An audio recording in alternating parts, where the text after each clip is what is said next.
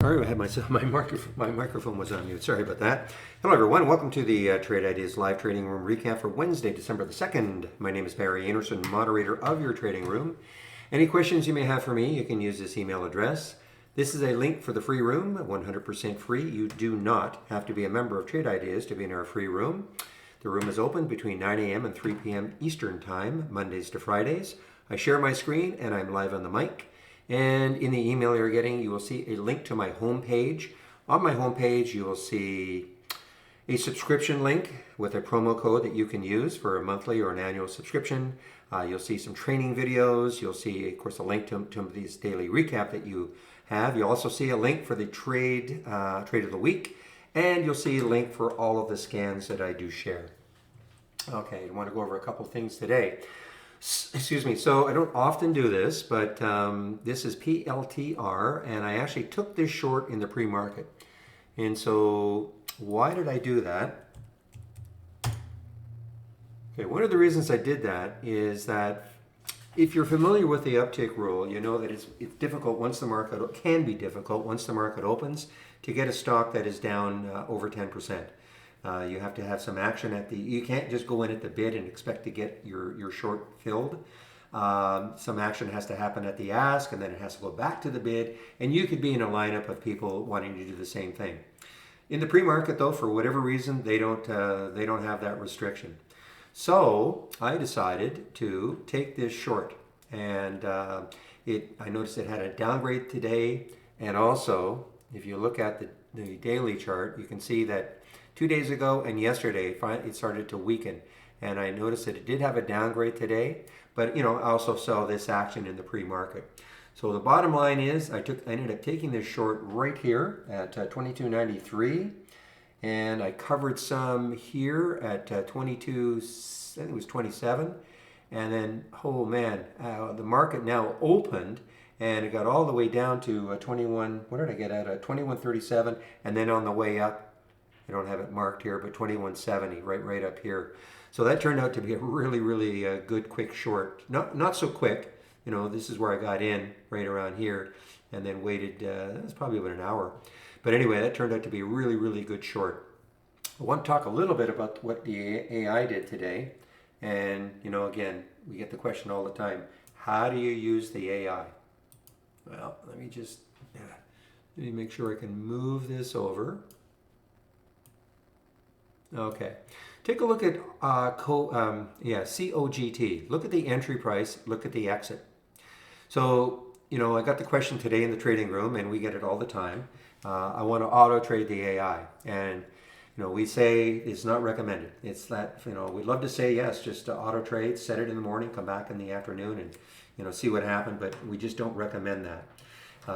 There may be an argument to auto trade the entries, but then we would absolutely recommend to manage the exits on your own. Because look at what happened here, 11.42, and the exit was 11.42. But look what really happened to COGT. There was the alert. There's the bar. There you can see right there is where the 11.42. But look what happened if you use this as a watch list, and look what happened. It got all the way up to 23, almost a $2 pop from the original entry. So I use this more like a watch list. Sometimes the AI can be a little bit early in getting into a trade, and then you have a secondary entry if you want. And in fact, there was even a secondary entry, 11.21. Anytime a stock actually touches the stop, okay, and it comes back up to what we call the re-entry price. The re-entry price is just nothing fancy. It's just halfway between the original entry and the stop. Okay, so halfway between 11.42 and $11, pretty easy, 11.21. So if a stock actually hits the stop, doesn't have to be the reason for the stock to get out of the trade. Just has to hit the stop at any point, and then if it comes back to that re-entry price, that also gives you a secondary entry. So you could have got in at 11.21.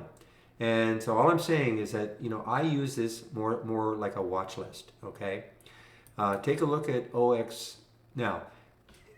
Is it out of the trade? So here's another situation.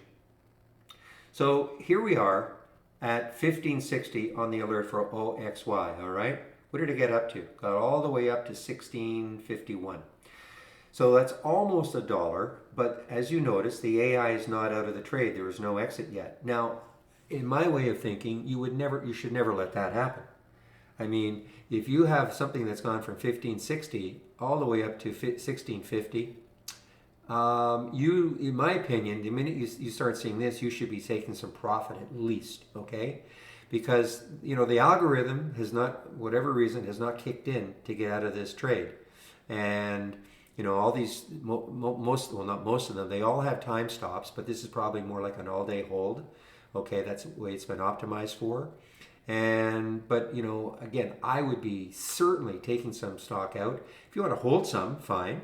But I would be taking some stock out. You could never allow this to happen and have the AI get you out here or all the way down to where you bought it. So that's why we're saying, if you want to maybe auto trade the entries, that's one thing. But I would be managing the exits manually. I think you'll do a lot better using the AI that way.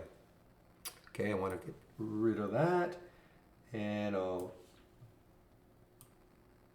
okay, so also we noticed a big early downturn in the China EVs. They've been, look at XPAV just as an example.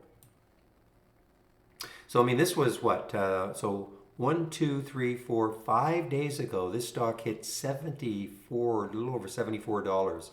And it got down to $46 today. It's had a nice bounce. Some of them are bouncing. I think NIO is probably doing the same thing. I don't think quite as dramatically. Yeah, but they all, and LI, the other China EV. Now, look, I know people are watching. I think tomorrow, there's a big meeting on whether or not, the fate of Chinese stocks on the U.S. exchanges. Hard for me to believe they're just going to say, okay, no more Chinese listings. But anyway, that might be putting some pressure on some of these Chinese EVs.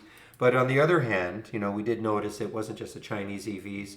We saw a lot of the other infrastructure stocks for in the EV sector. They were down too. So anyway, it should be interesting to see what happens with these tomorrow. But they have really, really come down from their lofty evaluations just 3-4 days ago.